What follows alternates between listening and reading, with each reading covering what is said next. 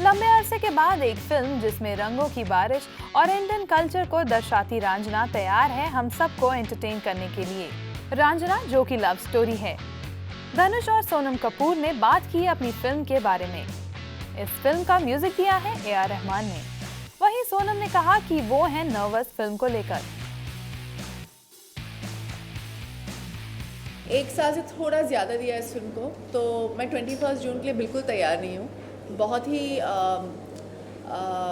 But there lot of butterflies in my stomach. मैं थोड़ी nervous हूँ, पर मैं जो कर पाई हूँ मैंने कर लिया है इस फिल्म के लिए, और अभी सब भगवान के हाथ में है। आइए अब जरा धनुष से पता करते हैं फिल्म की यूएसपी के बारे में। I would say one is that the story is really real. Everybody can relate with the script, and it'll appear as if they are seeing themselves on screen with A.R. Rahman sir's background score. That should be really special, and of course A.R. Rahman sir's music. Sonam से जानते हैं कि क्या कोई ऐसा scene है जो रहा उनके लिए यादगार। ऐसे बहुत सारे सीन्स हैं इस फिल्म में। ये सीन्स इनके इस फिल्म के जो लेखक हैं हिमांशु शर्मा, वो बहुत ही कैची डायलॉग्स लिखते हैं। आई थिंक ट्रेलर से ही पता चल जाता है कि इनके डायलॉग्स इतने डेयर आई से बहुत लोकल डायलॉग्स हैं, और वो बोलने में बहुत ही पसंद आए मुझे। जैसे कि एक थप्पड़ मारूंगी तो सारी रंगबाजी निकल जाएगी 1 मिनट में।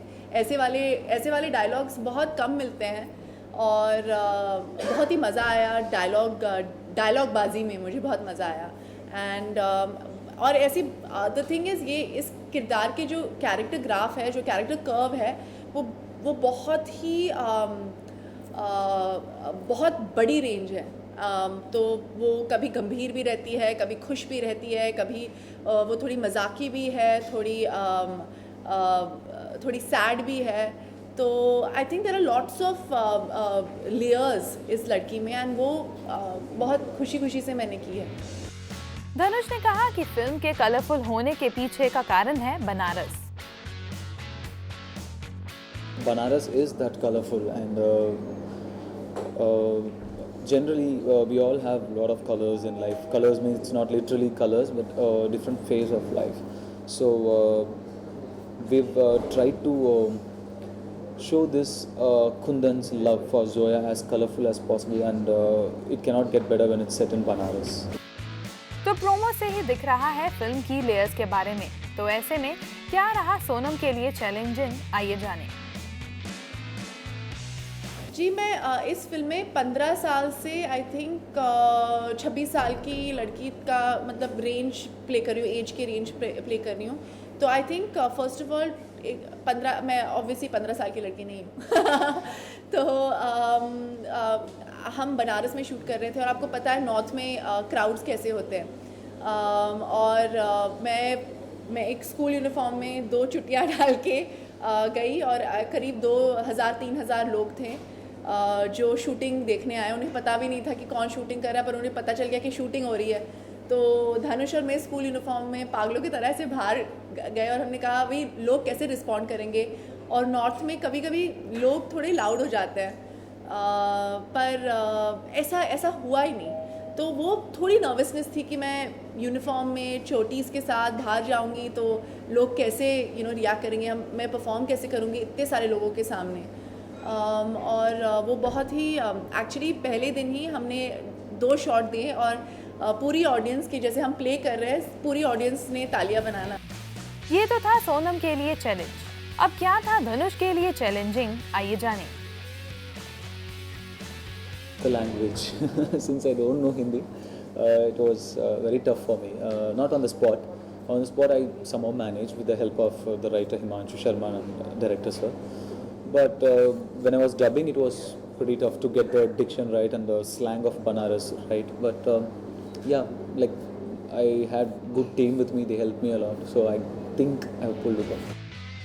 क्या है डिफरेंस रांझना और दूसरी लव स्टोरी में, आइए जानते हैं सोनम से। रांझना जो है वो एक लव, मतलब ऑब्वियसली पूरी फिल्म प्यार के बारे में है, पर ये प्यार सब लोग कहते हैं कि यार it's an extraordinary love story every film, पर ये बहुत ही ऑर्डिनरी लव स्टोरी है। ये लव स्टोरी है एक आम लड़के की और एक आम लड़की की। It's about to very normal people. और प्यार जो है अगर वो फिल्मों में नहीं होता तो बहुत ही कॉम्प्लिकेटेड होता है, बहुत ही मेसी हो जाता है। पर और ये दिखाना चाहते थे आनंद सर कि अगर प्यार में खुशी नहीं है और प्यार में दर्द नहीं है तो वो प्यार नहीं होता, आई थिंक। और वो दोनों साइड दिखाना चाहते थे और इस फिल्म में ये दिखाई देगा आपको। जहाँ धनुष है मैन ऑफ फ्यू वर्ड्स, तो अगर रंजना के बारे में कुछ बात करनी हो तो वो क्या होगी? It would be my director. He had a lot of pressure. He had a lot of hurdles, and it was not easy for him to pull off this project. Especially, it's with the newcomer in the film, and to pull off the budget that he's pulled off for this film, it wouldn't have been really easy for him. But he's a man who believes in his film and not as a project. He doesn't believe in numbers, but he believes in his love for the film, and somewhere in his head he decided that he wanted me as Kundan, and he just pursued it against all odds, and he struggled so much to put everything together, and he's done a beautiful job. I guess we have a good film, a beautiful film with us. So I hope people also feel the same way. So Anand L. Rai would be one thing that I would want to talk about Ranji. Sonam के भाइयों से डरते थे लड़के, ऐसा कुछ बताया सोनम ने। मेरे साथ तो ज़्यादा हुआ नहीं है, बिकॉज मेरे बहुत आप इंडस्ट्री में मेरे आधे भाई हैं और आपको वो पता है इतने सारे भाई थे मेरे, और वो सारे मेरे एज के हैं। तो जब मैं स्कूल में थी ज़्यादा लड़के मेरे पीछे भागते नहीं थे, वो डरते थे थोड़ा। पर उसके बाद भी मैं फिर हीरोइन बन गई 18 साल के एज में, तो उसके बाद भी थोड़ा वो डरते थे। पर ये आई थिंक ये फिल्म रिलेट करेगी, बिकॉज हम बॉम्बे सिटी के हैं तो हमें पता नहीं एक्चुअली कैसे होता है। Almost 80% of India is a small town, और ये छोटे शहर की स्टोरी है। और ये आई थिंक लोग और रिलेट करेंगे, क्योंकि लोग ऐसे होते हैं ना, जैसे एक डायलॉग है कि डॉक्टर इंजीनियर सब लड़कियां को उठा के ले जाते हैं। और ये मुझे भी पता है, क्योंकि जब मेरी नानी बोलती है कि अगर तुझे मेरी मॉम की साइड की फैमिली में सब इंजीनियर है या सब डॉक्टर है या कोई बैंकर है, और मेरे नाना भी मुझे कहते कि बेटा पढ़ाई कर लो, बिजनेस कर लो या इंजीनियरिंग कर लो तो ही अच्छी मतलब वो दिखाई देगा अगर किसी को शादी करना है तो।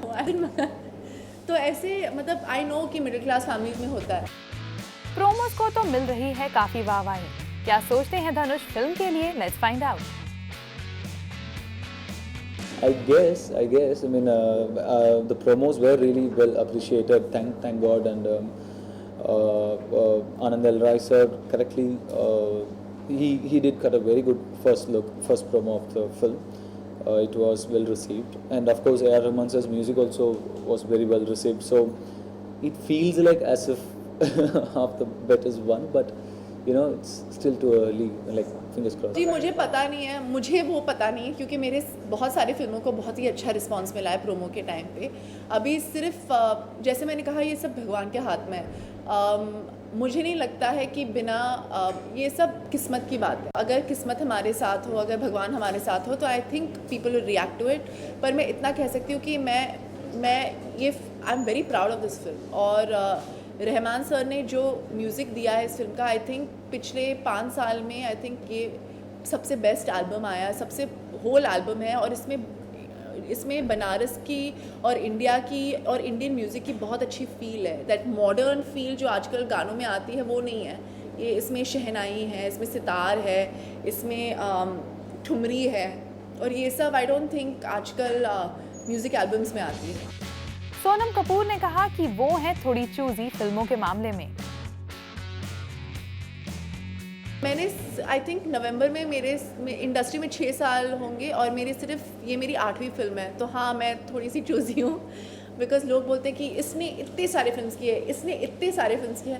पर मेरा मानना है कि अगर मैं एक्चुअली कल where we last yesterday Jaipur है, मैं भूल जाती हूँ because every day we are travelling somewhere, पर मैं जयपुर में थी और मैं कॉलेज में गई और लोग मुझे सोनम नहीं बुला रहे थे, बोल रहे थे आयशा आयशा।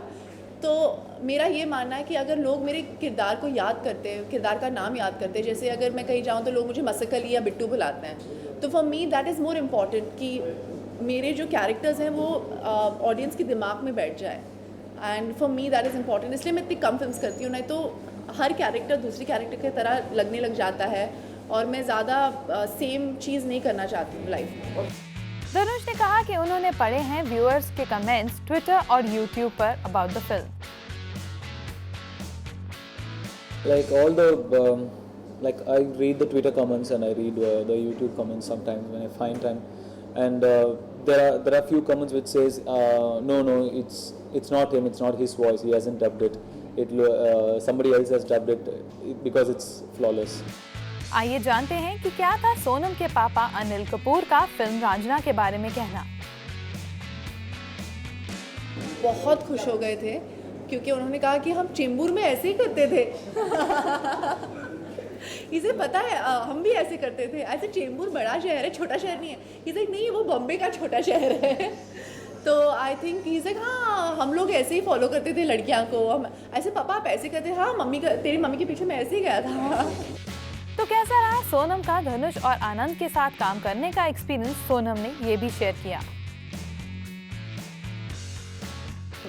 आनंद सर मेरे पास आए थे हिमांशु शर्मा के साथ स्क्रिप्ट नरेट करने, तो I fell in love with the script. मुझे एक 20 मिनट की नरेशन दी उन्होंने और कहा कि ये कहानी है, कैरेक्टर आपका ऐसा है।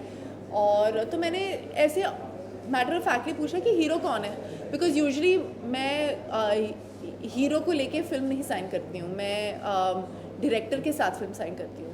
अगर आप देखेंगे मेरी फिल्म में तो I always sign because of the director, not who my co-star is और not anything else. So he said आपको कौन लगता है कि इस इंडस्ट्री में इस कैरेक्टर को सूट करेगा। तो मैं 10 मिनट के लिए ऐसे एकदम शांत हो गई कि मैं सोच नहीं पाई कि कौन प्ले कर पाएगा एक गली का लौंडा, जैसे बोलते हैं आई विल हाउ टू से लौंडा ऑन दिस थिंग। हाँ तो ही वॉज लाइक मैं सोचता हूँ I said I can't think of anything. तो ही इज़ लाइक अच्छा मैं तुम्हें एक पिक्चर दिखाता हूँ। नहीं पहले उन्होंने कहा कि चलो आप तुम धनुष को जानते हो, तो आई सेड हाँ वो अभी कोलावरी डी करके गाना आया था, मेरा रिंगटोन है वो फ़ोन पे।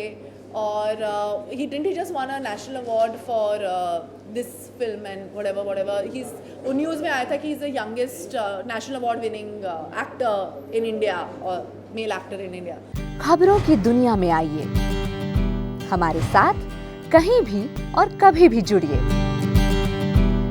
हम मिलेंगे फेसबुक पर, हम दिखेंगे YouTube पर, हमें फॉलो कीजिए ट्विटर पर।